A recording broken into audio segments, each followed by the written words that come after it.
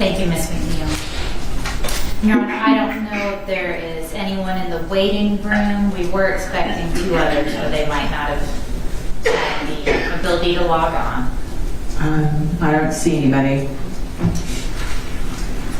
Your Honor, back when discovery was served, the state did file its written notice of its intent to seek recidivist punishment under OCGA 17-10-7A. The defendant does have a prior conviction from 1994 for manslaughter out of North Carolina. A certified copy of that conviction was provided to the defense as well. I'm tendering that into the record now, Your Honor. State's Exhibit 1, if I may approach. Yes, please.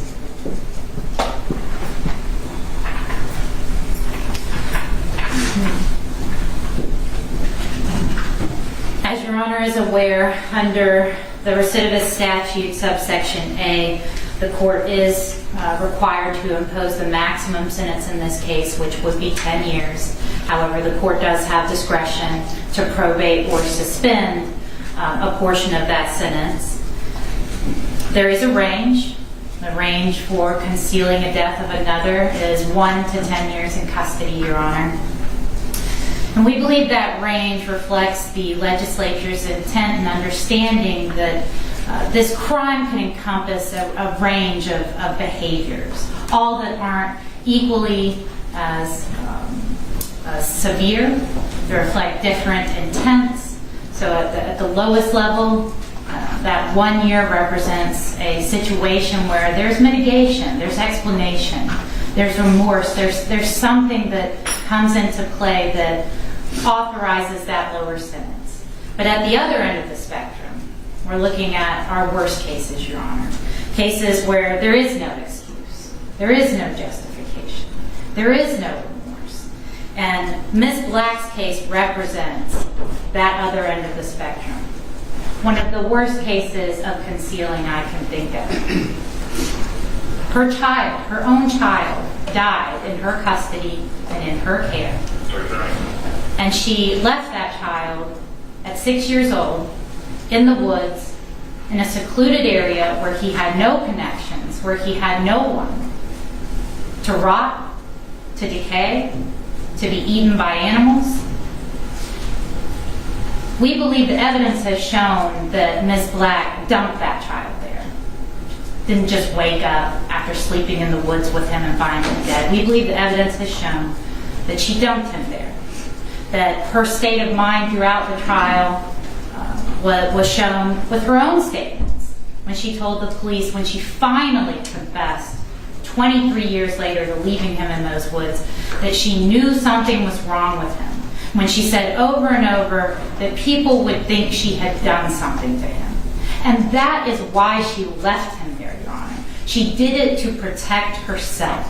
She did it to protect herself from crimes she believed she would be charged with. Because she knew that she hadn't taken care of William and that she was responsible for his death.